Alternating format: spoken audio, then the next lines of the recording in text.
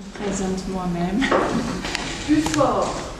Ça va être difficile. Alors, je disais qu'en tant que souveraine, je me présente moi-même. Je suis Fernanda Bernal, oui, je travaille dans le domaine de la déconstruction.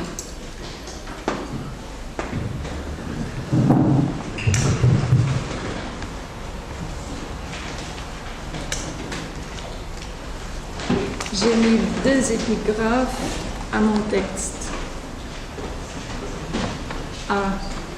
Mais pour parvenir au mutisme, quel grand effort de la voix. C'est Clarice Lispector. Une autre épigraphe de Jean-Luc Nancy.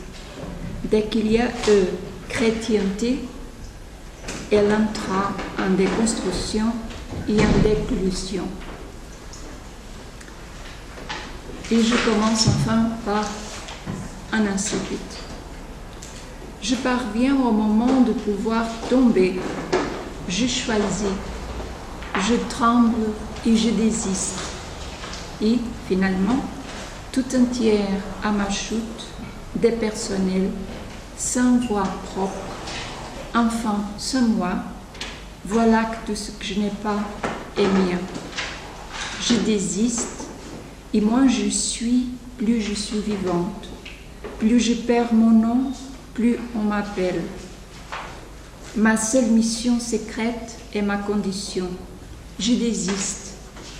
Et plus j'ignore le mot de passe, plus j'accomplis le secret. Moins je sais, plus de douceur de l'abîme est ma destinée. Et alors, j'adore. En guise de salut, je commence enfin. En guise de salut à l'adoration selon Jean-Luc Nancy, cet incipit qui déjà met en scène un jeu en adoration, porté, poussé, intimé à l'adoration.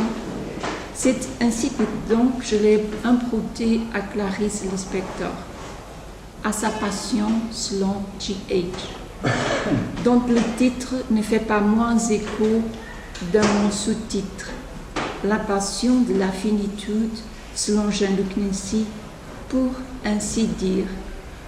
Pour ainsi dire, c'est-à-dire pour d'avance avouer l'impossibilité même de la dire, de bien la dire, l'adoration selon Nancy. Cette passion-pulsion, toute impulsion de la finitude, ou dans l'idiome philosophique de Nancy, du fortuite de l'existence. D'ailleurs, pour ainsi dire, se trouve être déjà un écho de l'appendice de l'adoration intitulé Freud, pour ainsi dire. Un syntagme que Jean-Luc Nancy, à son tour, imprute lui-même à Freud, à un certain dit de Freud au sujet du registre mythologique de la doctrine des pulsions, justement, par lequel Nancy remarque, à propos des enjeux de l'invention freudienne, le tremblement de l'approximation de ce qui nous pousse, nous, les tard devenus, nous, les êtres finis, condamnés à mourir, à l'insignifiance. L'homme, écrit Nancy, est l'être du sens, et le sens est inavouable. Bref, le tremblement de l'approximation de ce qui nous pousse à dire, dans son éloignement infini, dans son incommensurabilité, l'infinition même de l'infini. Dans cet appendice de l'adoration, Jean-Luc Nancy salue lui-même l'enjeu de l'invention freudienne, à savoir celle de notre récit au sujet de la provenance et de la destination de l'homme, selon laquelle l'homme vient d'un élan, d'une poussée, à chaque pas renouvelé qui le dépasse. Une poussée excessive venue d'ailleurs de lui, d'un fond d'aphasie et d'amnésie obscur et infiniment ouvert, qui le précède et le poursuit loin devant lui, tout en exigeant de lui qu'il donne forme en lui-même et en ce monde à cette force sans âge d'outre-monde à laquelle Freud nomme tribe. Or, de même que le titre de Nancy salue le défi de l'invention freudienne comme, je cite Nancy, la tentative la plus puissante qui a été tentée depuis la fin de la métaphysique, fin de citation, à sa mesure, à la mesure de ma propre finitude, le mimétisme de mon titre souhaite saluer l'invention de cette pensée, celle de Nancy et celle de la déconstruction. Une pensée qui se donne le devoir de l'invention autant que de la résistance la plus juste et la plus irrédentiste. Dans l'idiome de Nancy, ce devoir allie la pulsion à l'invention même. L'adoration, le nom et le geste, c'est ce nom. La pulsion d'adoration à la veille du sens, pour le sens, pour l'avenir même du sens. L'attention à la signifiance, à l'état naissant, dit Nancy. L'adoration ou la pulsion que donc je suis, dirait-on peut-être. La pulsion qu'un je se trouve être, tout intimé et importé qu'il se trouve être par ce dont il est chargé de porter. L'adoration, pulsion, pulsation, élan, importement, tripe, poussée, c'est l'effort infini pour dire la hantise du sens d'avant et d'après toute signification, la force d'un désir toujours futur que porte l'homme au-delà de soi. Il insiste encore Freud pour nous rappeler que la naissance de l'homme dure finalement toute sa vie. Car l'adoration selon Nancy, elle n'est pas l'adoration de Dieu, ni de Dieu, ni de quelqu'un, ni de quelque chose. Son érection, écrit Nancy, que je cite, si elle a lieu, est aussi bien prosternation, déposition et abandon. Fin de citation. L'adoration selon Nancy n'a rien de pitié ou d'une mondanité frivole, aliénante et idolâtrique. Elle n'érige pas des autels ni des trônes, ni ne se drape dans aucune gloire, sauf peut-être celle de Ashen Glory, groupe Ishmish, Indisch und Indisch. L'adoration selon Nancy est pur mouvement, pur élan, pure tension sans intention, pour un portement d'un je sous intimation, c'est-à-dire de cette adoration qu'elle ne fait pas thème ni théorie, qui déjà elle répond à. À qui? Eh bien, à elle-même. Je cite Nancy. L'adoration s'adresse à elle. L'adoration consiste à se tenir au rien, ni raison ni origine de l'ouverture. Elle est cette tenue même, écrit Nancy, que je cite. L'adoration est donc le propre, entre guillemets, le propre d'un intime intimé, sous-intimation. Intimée ou suscitée qu'elle se trouve être, l'adoration selon Nancy n'a pourtant rien d'une humiliation, tout d'une humilité, d'une sublime humilité à la mesure d'une finitude, tout teintée par la démesure. Elle mesure une distance infinie à un dehors, ici, à un ailleurs, ici, rien d'autre, sauf le rien selon Nancy, sur lequel, pour lui, repose le monde qui se trouve être le plus vivant du sens. L'adoration, écrit Nancy, que je cite, va vers le lointain en tant que tel, vers l'éloignement qui n'est pas distance d'un objet, d'un but, mais qui est l'éloignement que l'adoration crée d'elle-même, qu'elle ouvre. En vérité, l'adoration s'adresse à l'éloignement. Elle se tourne vers le lointain, parce que c'est le lointain qui rend toute proximité possible. Fin de citation. Bref, car je dois aller vite ici, l'adoration n'est que le rapport d'infini à l'infini. Le rapport d'infini intimé hanté, touché et ouvert par l'infini à l'infini. Nancy écrit à la page 11, que je cite, « L'infini dans le fini, la finitude en tant qu'ouverture à l'infini. Rien d'autre n'est en jeu. » Fin de citation. Rapport et non-relation, remarquons-le, car en repensant la relation, le mot et la chose, Jean-Luc Nancy fait une distinction entre relation et rapport. Dans le jargon philosophique, je dirais que la relation appartient chez Nancy encore au registre autonomique, catégorial, égologique de la pensée, tandis que le rapport, que dans ce livre Nancy met dans la trace de Endiaperon et Autoi de Héraclite, le rapport donc traduit plutôt le registre hétéro-autonomique de la pensée dans la trace du seul rapport comme la condition de possibilité du rapport même.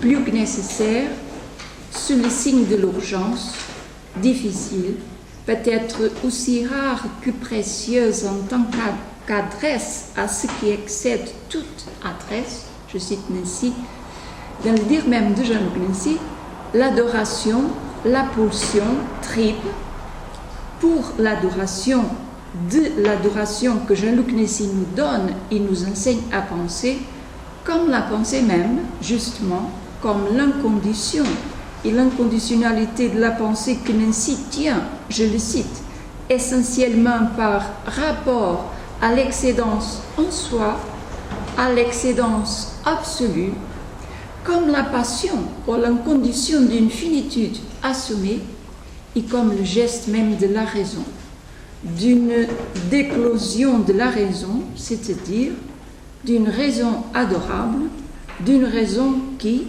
se laissant raisonner, tient compte de l'incalculable et se laisse délier de sa volonté maladive de donner raison.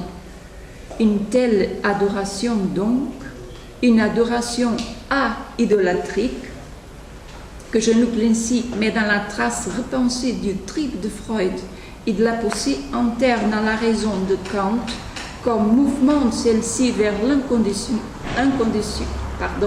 l'inconditionné, elle n'est que la restance de la déconstruction nancienne du christianisme. La restance qui, tout en relevant la provenance lointaine, en vérité sans âge, hors âge, du christianisme, lui a résisté. En effet, l'adoration n'est que le signe même de l'autodéconstruction du christianisme, voire de l'ontothéologique en général, et ipso facto, le signe ou l'ouverture d'une foi à une foi sans dogme ni religion, que Nancy différencie de la croyance, d'une foi vulnérable et irrémissible, comme Jacques Derrida l'a aussi dit. Je cite Nancy, « Il ne s'agit pas de s'intéresser au christianisme pour lui-même, en quelque sorte, ni pour quelque vertu religieuse, morale, spirituelle et salvatrice en aucun des sens que les professions de foi chrétiennes ont déposé. Pour finir, nous donnons congé à ce que reste le christianisme, et c'est pourquoi nous pouvons tenir qu'il se déconstruit lui-même. Mais, se déconstruisant, il décloue notre pensée. Là où la raison des Lumières, puis du monde du progrès intégral, jugeait devoir se fermer à toute dimension du dehors, il convient de rompre la clôture pour comprendre que c'est de la raison et par elle que vient la poussée. La pulsion, ce tribe de la raison auquel Kant veut faire droit, du rapport ici même avec l'infini dehors. Déconstruire le christianisme veut dire ouvrir la raison à sa raison même, voire à sa déraison. Fin de citation, c'est toujours l'adoration. La déconstruction du christianisme selon Nancy une déconstruction, remarquons-le, pas une destruction, mais donc annule la provenance et le fond d'athéisme radical qu'il aura dicté et qu'il a oublié en se réifiant en religion et en devenant le système nerveux, c'est un syntagme de Nancy, de notre civilisation, la civilisation naguère dite occidentale, dit aussi Nancy, et de nos jours en train de mondialisation, latinisation dans l'idiome de Jacques Derrida. Outre peut-être une trace autobiographique, autobiographique, venue du fond de l'enfance, qui, on le sait, jamais nous n'abandonne pas, c'est la raison pour laquelle Nancy veille sur la veille même du christianisme.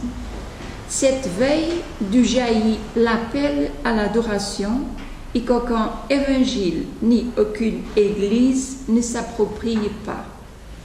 Pour le repenser et nous le donner à penser comme un nom et très provisoire, remarque-t-il, Nancy, pour signifier, je le cite, la vie dans le monde hors du monde, ce que le philosophe nomme la vie éternelle en tant que vie soustraite au temps, dans le cours même du temps du monde. Je cite Nancy. Il faut donc en même temps accompagner jusqu'à cette dernière extrémité le mouvement d'autodéconstruction du christianisme et renforcer le mouvement symétrique de la raison. Il ne faut pas faire retour à l'esprit du christianisme ni à l'esprit de l'Europe ou de l'Occident. Il faut, au contraire, refusant toute espèce de retour, et plus que tout le retour du religieux, qui est le plus lourd de menaces, aller plus loin dans ce qui fait l'invention de cette civilisation mondialisée, peut-être perdue, peut-être enfant de course, mais peut-être aussi capable d'une autre aventure. Et cette invention, c'est celle d'un monde sans Dieu, sans assurance du sang, mais sans désir de mort. Sans doute, cela veut dire aussi sans Christ et sans Socrate. Mais avec cela qui se tient au fond de Socrate et du Christ, plus puissant que la faculté d'être au monde, hors du monde, la force et la tendresse qu'il faut pour saluer une autre vie au milieu de celle-ci. Saluer, non sauver, c'est de cela qu'il s'agit. C'est le salut de Derrida. Fin de citation de l'adoration de Jean-Luc Nancy. En saluant à ma mesure, à la mesure de ma propre finitude, votre adoration comme pulsion de vie ou comme désir de vie, d'invention et d'avenir, d'une raison enfin d'éclose ou en d'éclosion, en vous saluant à vous, Jean-Luc, et à votre pensée éprise de cette éternité ici, affamée de justice, d'amour de justice, c'est-à-dire tournée vers l'instantané exceptionnel d'un temps, hors du temps, du monde, au monde, je me tourne maintenant vers vous pour essayer de vous adresser une toute petite question de façon irrémédiablement trop télégraphique. Cette question, elle vient d'une note de bas de page de l'adoration et elle tourne essentiellement autour de deux mots, deux petits mots, et même. Je m'explique. Alors, étant donné qu'un des signes du malaise même dans lequel nous vivons en guise de civilisation s'atteste dans l'existence de la peine de mort, notamment des sociétés démocratiques occidentales de culture majoritairement chrétienne ou judéo-chrétienne, je pense bien sûr aux États-Unis et à l'horreur de ces récentes exécutions, peine de mort que Jacques Derrida tient par la clé de voûte du théologique-politique, et étant donné que l'adoration, selon vous, peut-être être envisagé comme le souffle d'un futur intérieur, capable d'insuffler des désirs d'invention et d'amour de justice à cette civilisation occidentale mondialisée sous le signe de l'addition, que vous distinguez de l'adoration, en lui octroyant la promesse d'une autre aventure, puisque, comme vous le dites, changer les mots et déplacer les pensées, et en déplaçant les pensées, on déplace la civilisation, étant donné encore que, bien que prenant un commandement d'amour universel, comme vous le soulignez, toute une tradition chrétienne s'est servie de l'alibi de l'au-delà pour nier la mort et pour légitimer la peine de mort, étant encore donné que Kant a bien mis la dignité humaine au-dessus de tout prix, la dignité würde et le saint prix, mais que c'est justement au nom de la même dignité de l'homme que Kant défend le principe de la peine de mort comme l'impératif catégorique de la justice pénale. Étant donc tout cela, dans quelle mesure cette invention du monde, sans désir de la mort, d'une existence au monde saluant une autre vie au milieu de la vie même, peut-elle figurer un principe inconditionnel d'abolitionnisme? Comment penser le rapport de l'adoration selon vous, c'est-à-dire en tant que passion de l'infinition du fini, à la question de la peine de mort, qui prétend mettre fin à la finitude en réaffirmant par là son rêve d'infinitisation? C'est une question à laquelle vous faites allusion dans une note de bas de page de l'adoration, dans un paragraphe au sujet de la charité, la caritas, du sang-prix. Caritas, que vous y repensez afin de la soustraire à l'infamie de l'hypocrisie qu'elle recouvre ou qu'elle peut recouvrir le plus souvent, et afin de lui redonner l'impulsion vers l'incommensurabilité, vers la folie d'un saint prix absolu dans la figure de l'amour de justice, dites-vous, donc ce syntagme de Jean Knessy, l'amour de justice, qui me porte l'écho de l'amour sans concupiscence d'Emmanuel Lévinas, pour lui faire dire la folie d'un amour sans éros, sans désir. Ou bien alors, peut-être, et aussi, pour dire un éros et un désir eux-mêmes déjà repensés à partir de l'originalité de la folie de cet amour-là, de ce commandement d'amour, puisque cet amour-là est déjà commandé et adressé à la singularité de chacun, chacune. Je vous cite. Que l'amour déclare l'impossibilité même, folie, dit le christianisme, qu'il avance en geste exorbitant pour qu'il reçoive comme pour qu'il donne, s'il est du moins possible de faire cette distinction et qu'en définitive, il échappe à la maîtrise qui permettrait de proprement le donner ou le recevoir, cette folie étendue de la fureur érotique à la ferveur spirituelle tient entièrement à ceci. Le rapport s'y porte à l'incandescence en s'adressant à ce qui, dans l'autre, lui est incommensurable, à partir de ce qu'il est aussi à moi. Ainsi, l'amour atteste chacun comme unique, mais d'une unicité qui excède l'un de chacun, chacune. Cette attestation est proprement impossible. Elle ne saurait être présentée, effectuée, mais c'est elle qui demande l'existence nue, sans outre-monde et sans naissance. Fin de citation de l'adoration. Je souligne, moi, le rapport s'y porte à l'incandescence en s'adressant à ce qui, dans l'autre, lui est incommensurable à partir de ce qu'il est aussi un moi. Ainsi, l'amour atteste chacun comme unique, mais d'une unicité qui excède l'un de chacun, chacune. Et je souligne dans l'intention, d'abord, de remarquer la double dissymétrie hétéronomique du rapport amoureux que vous y suggérez, à savoir le rapport de chaque amant à l'autre, à l'extériorité et à la singularité absolue de l'autre, se double du même rapport hétéronomico-dissymétrique à soi. Double dissymétrie qui, remarquons-le, atteste une sorte de démesure réciproque, respective et adorable aux respectueuses des amants, du couple des amants, à la fin du monde, au bord de la fin du monde, hors du monde, au monde, en ouvrant par là un dehors pour tout le monde, comme vous le dites, et je vous cite dans la mémoire de Die Welt ist fort, ich muss dich tragen, la signature poématique et pensante de Celan et de Derrida, de Celan lu par Derrida.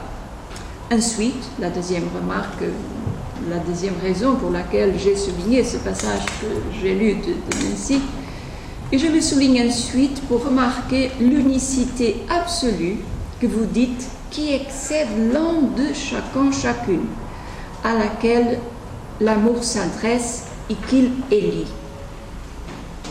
Or, c'est justement à propos de l'exigence de singularité ou d'unicité absolue exigée autant qu'attestée par l'amour que vous ajoutez cette note de bas de page où il y a au passage une référence à la question de la peine de mort, au refus de la peine de mort en raison de l'attention due à la dignité incommensurable, et même, voilà le et même incommensurable à la personne elle-même.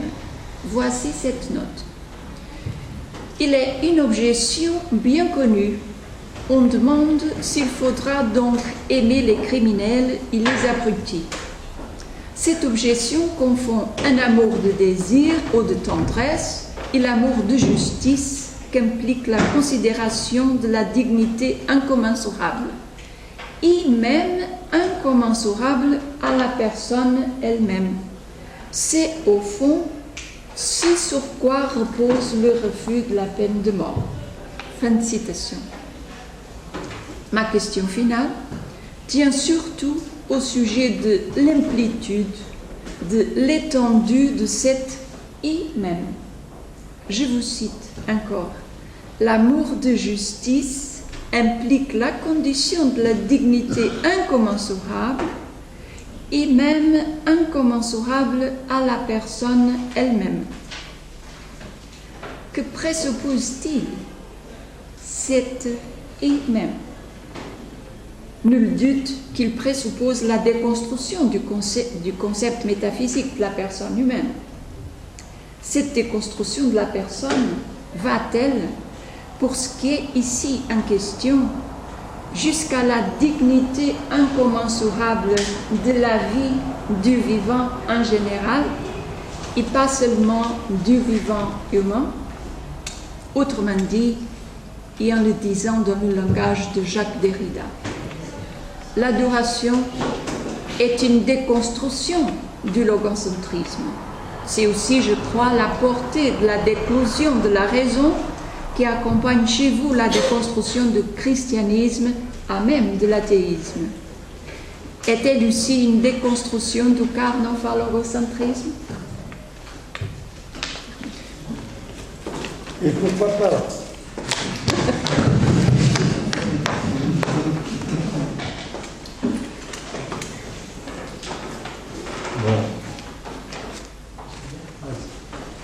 Complètement oublié cette note, mais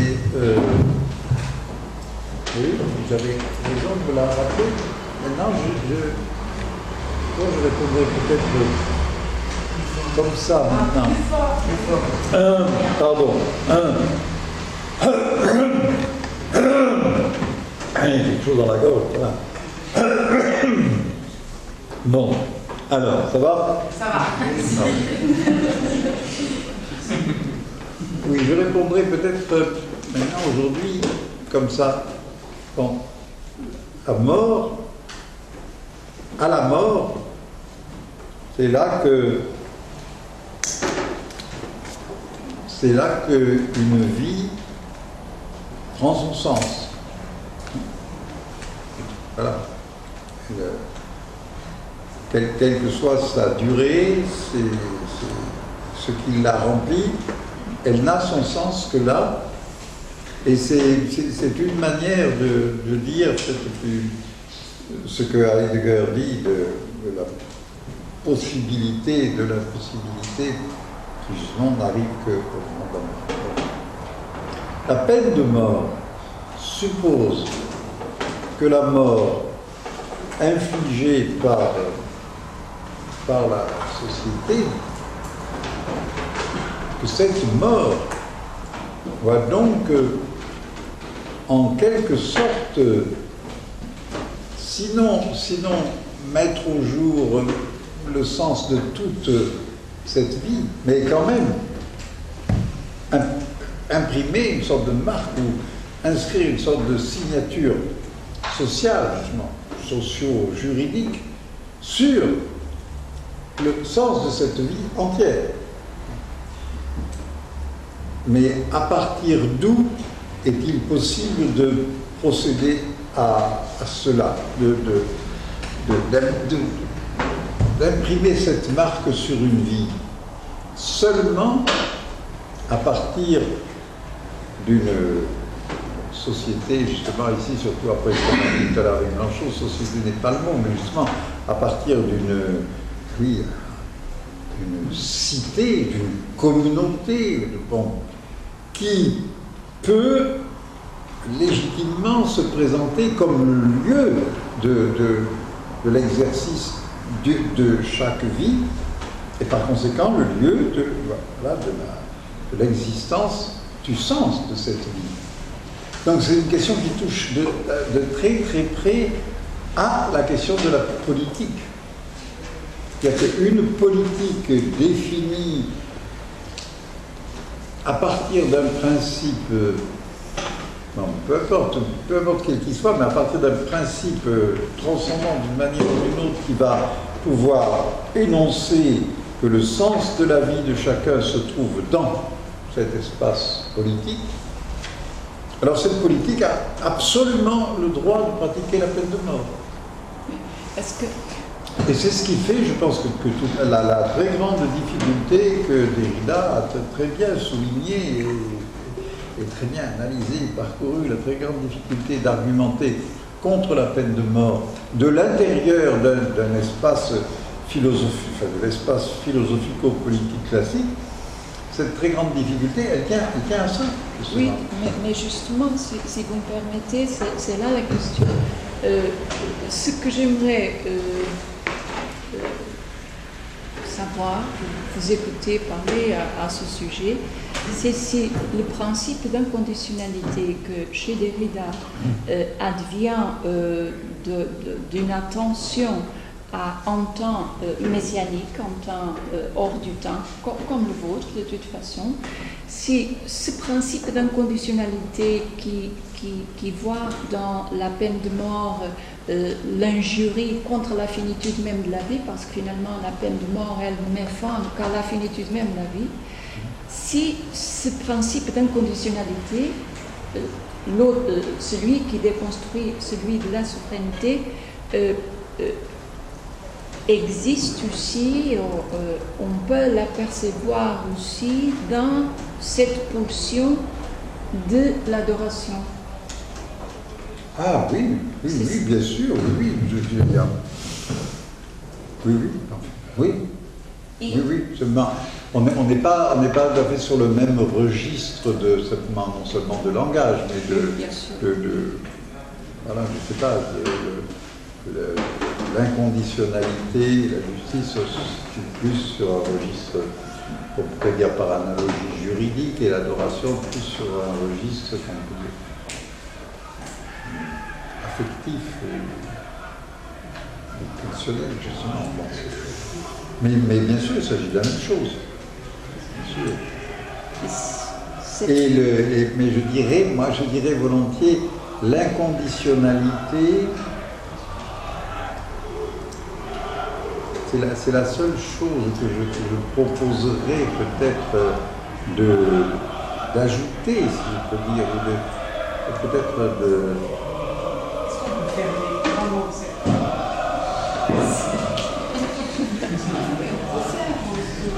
C'est justement ça, justement quelque chose comme ça, dire inconditionnalité, oh, oh. Mais en fait, ça s'entend aussi chez Derrida, ça s'entend, avec cette montée dans les aigus qui était particulière à cette voix. Mais, oui, c'est-à-dire que l'inconditionnalité, ça ne peut pas simplement se poser et s'affirmer comme une sorte de principe d'absoluité, comme ça, parce que ce serait comme ça. Non, c'est pas froid, c'est même extrêmement chaud, c'est extrêmement brûlant cette affaire-là, parce que ça veut dire que quand on se porte en face de l'inconditionnel, ou dans la dimension, disons, de l'inconditionnel, on est justement là où il ne s'agit plus de rendre raison. Et où il s'agit, mais si on veut, on peut même dire qu'il s'agit de rendre raison. Et de rendre raison de toutes les raisons, et de la raison elle-même. Et en un sens, Kant, qui est qui est sans doute le grand-père de l'inconditionnel, Kant qui parle du triple de la raison comme triple de l'inconditionnel, justement. Quel est l'inconditionnel de Kant? L'inconditionnel, c'est la liberté. Et il le dit quand, dans cette note de la deuxième critique, où il dit « La liberté est la clé de voûte d'un système entier de la raison pure, aussi bien théorique que pratique, etc. » Mais, justement, la liberté kantienne, je dirais, kantienne, ou maintenant à partir de Kant, la liberté n'est pas du tout un libre arbitre, n'est pas du tout une simple... C'est la possibilité, et je dirais même aussi l'imminence, toujours présente, et oui, de ce dont on a parlé plusieurs fois, de ce dont on parlait au début, d'une pulsion, de la pulsion que vous avez dit dont je suis. Ben oui, ça je veux bien quand même, pas cette formule-là. C'est ça.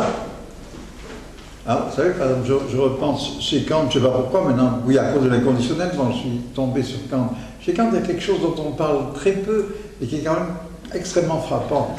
C'est qu'il y a la liberté, comme on dit, la liberté morale. La liberté morale, elle, finalement, elle doit justement se régler, se donner à elle-même sa propre loi, comme loi de la valeur inconditionnelle de chacun. Après, on peut reprendre la question de la personne.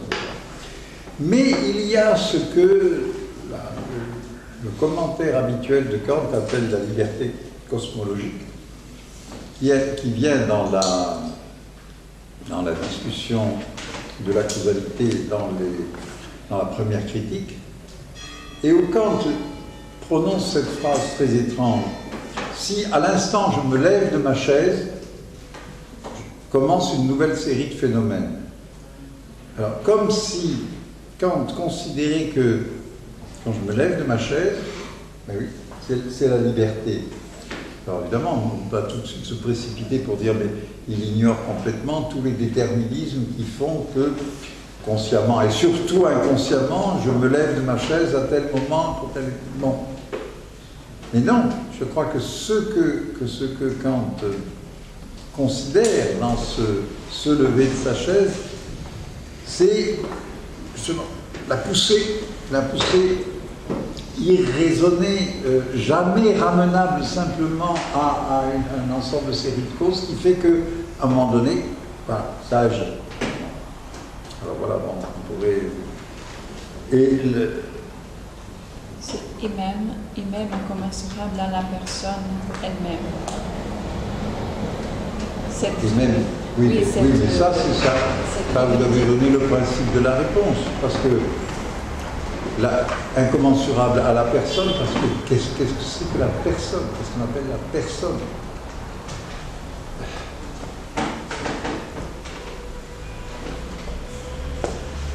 Après tout, je ne sais même pas ce qu'on appelle la personne. Ah mais Angélique, c'est rigole, mais vas-y, alors dis-le-nous, tu sais, la personne. Non mais, il y a personne, c'est un mot, en effet, qui vient aussi de Kant, et qui est justement la personne morale, pas au sens moderne juridique du mot, qui désigne une abstraction, mais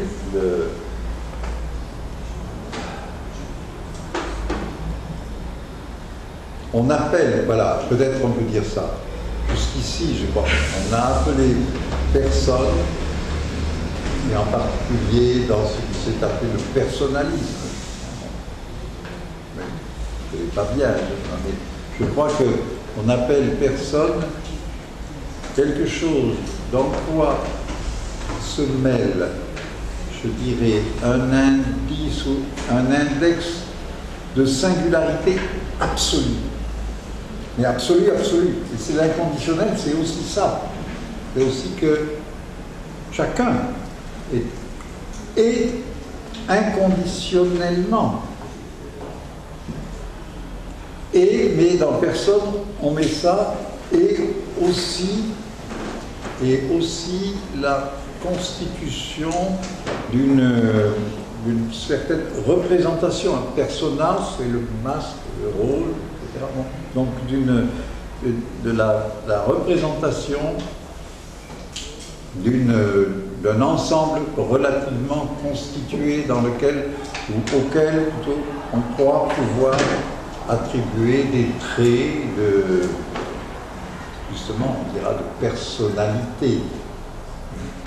Pas de personnalité au sens des VIP, mais personnalité comme par exemple ce qu'on a tenté d'attraper à travers des idées de caractère, tempérament, tout ce qui a tourné ne cesse pas de tourner autour par exemple des questions d'auteur et donc aussi de génie, d'inspiration, etc.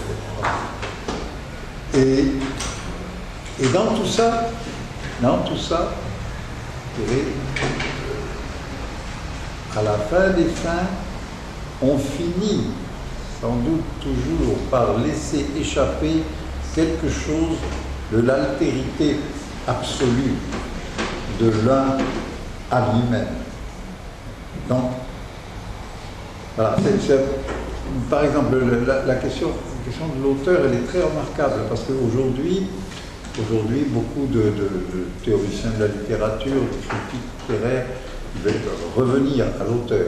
Ils disent, il y en a marre, toute la mort de l'auteur qu'on nous a racontée pendant 30 ans, bon, c'est fini. Oui, c'est peut-être fini, si on veut, d'une certaine manière, oui, de remplacer l'auteur par une sorte de machine textuelle. Enfin, la machine textuelle n'est qu'une autre manière de nommer un je ne sais quoi, comme on disait au XVIIIe siècle, qui machine, la machine. Donc, voilà, je dirais, on ne peut même pas réduire quelqu'un à sa personne. Oui, mais ma question, c'est encore une autre. Parce que ce que j'aimerais savoir de vous, c'est si et même, cette syntagme même nous permet d'écouter dans cette incommensurabilité à la personne elle-même le vivant. Ah oui, vous avez oublié. C'est ce que je... Oui. Le vivant, en général, oui, et pas seulement la vie humaine, la vie... Oui. Ah mais ça, tout à fait. Ça, c'est la... Oui, oui, bien sûr, bien sûr. C'est une chose peut-être la plus difficile, une des choses plus difficiles. Mais je me rappelle quelque chose. Il y a assez longtemps, dans un livre dont on ne me parle pas souvent, parce que ça doit être un des livres les plus rébarbatifs que j'ai écrit, qui est L'expérience de la liberté, que d'ailleurs, qui était en même temps ma thèse. Et Derrida, il était dans le jury de ma thèse. Et dans cette expérience de la liberté, qui était d'ailleurs déjà un titre qui inquiétait Derrida, parce qu'il disait qu'est-ce que tu fais là avec la liberté? Parce que pour lui, la liberté, c'était libéral. Et bon, mais après avoir lu, il dit bon, d'accord. Et dans une note, il faudrait que je puisse reconstituer peut-être. Je sais très bien que dans une note que Derrida a citée pendant la soutenance de thèse, et pour dire qu'il était d'accord, mais que quand même c'était un peu exorbitant, dans une note, donc, je dis qu'il faut penser que même l'arbre est libre. Que même l'arbre est libre. Et je pense que j'ai pris l'arbre parce que c'est un vivant, et c'est un vivant un peu massif. C'est un vivant. Ah, ça c'est pas vrai, c'est grand, horizontal. Mais elle s'élève dans l'air. Pas forcément, pas tous les jours. Non, mais bon, mais après tout, oui, c'est là. Bon, mais non, je veux dire plutôt que je ressens dans l'arbre, et justement, qui peut-être il s'élève, j'y ressens aussi quelque chose de tendanciellement minéral. D'ailleurs, l'écorce, ça finit par être. Bon, qu'est-ce que je voulais dire par là? Que souvent je repense ça et je me dis, bon, il faudrait. Ben, je voudrais dire peut-être quelque chose qui devrait pouvoir être à la mesure de Spinoza. C'est-à-dire que la liberté de l'arbre, mais pourquoi pas, aussi celle du caillou, c'est la liberté de ce que Spinoza appelle Dieu, ou la nature, qui est le seul libre, et qui est précisément la liberté qui s'oppose à la liberté illusoire que les hommes croient avoir comme liberté de se décider par eux-mêmes. Même pas. Je peux lancer une question, parce que si je comprends bien, je vais intervenir samedi, et il y a beaucoup de gens qui vont partir, c'est pas que je veux anticiper mon intervention, mais il y a beaucoup de questions qui concernent les questions soulevées par Bernard, qui sont pleines de mort, mais notamment la question de la pulsion de mort, de la pulsion de vie.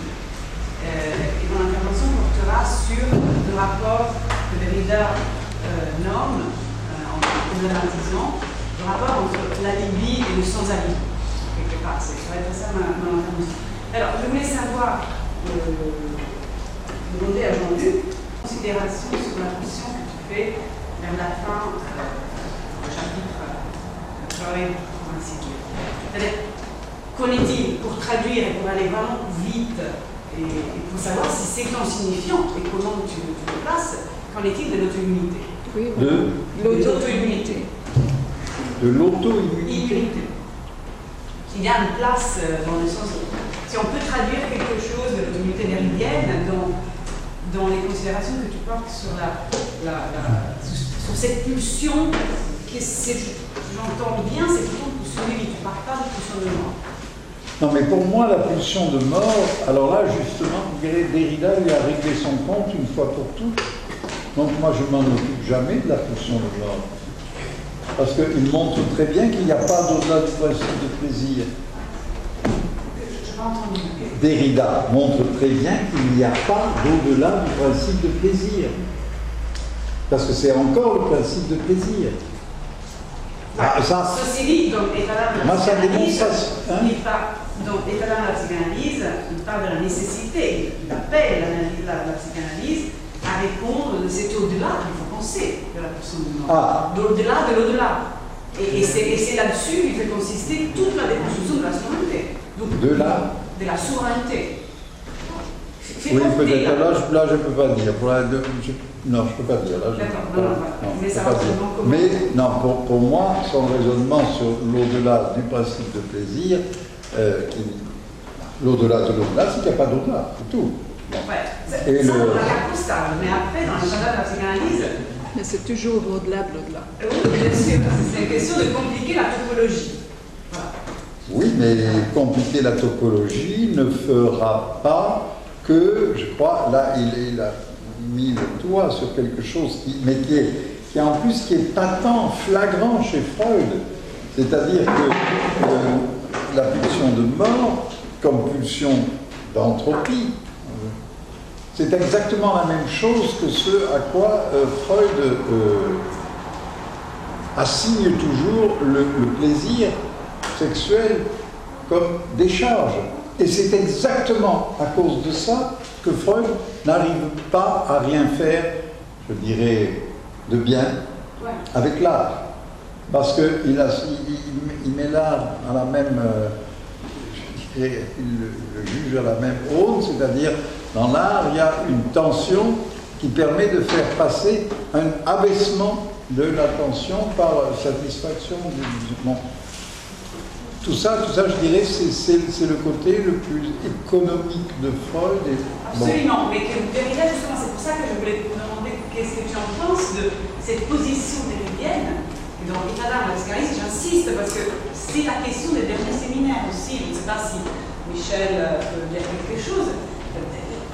L'instance inconditionnelle, alors je dis Michel parce que Michel est l'éditeur des séminaires de co-éditeur, parmi d'autres. Cette instance inconditionnelle, Derrida fait consister dans un au-delà de l'au-delà. Bon, peut-être, mais alors ça, je ne connais pas assez. Alors là, je n'ai pas encore lu même le deuxième volume, alors je ne peux pas dire. Je voudrais ajouter une petite note sur auto-immunité, parce que ce mot m'a toujours terriblement gêné. Et il est très mal fabriqué. C'est évidemment pas Derrida qui l'a fabriqué, ce sont les médecins.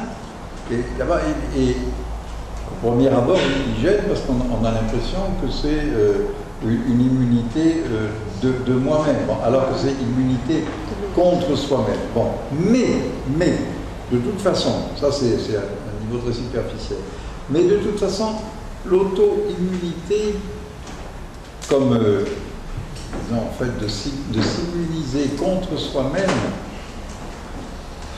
ne vaut avec ce signifiant de auto, ne vaut qu'à la condition de considérer justement un corps comme justement un corps propre, dans sa propriété. Bon. Et j'ai l'impression qu'on tourne en rond dans une espèce de logique interminable du propre, malgré tout, à cause du mot, auto-immunité. Bon, donc je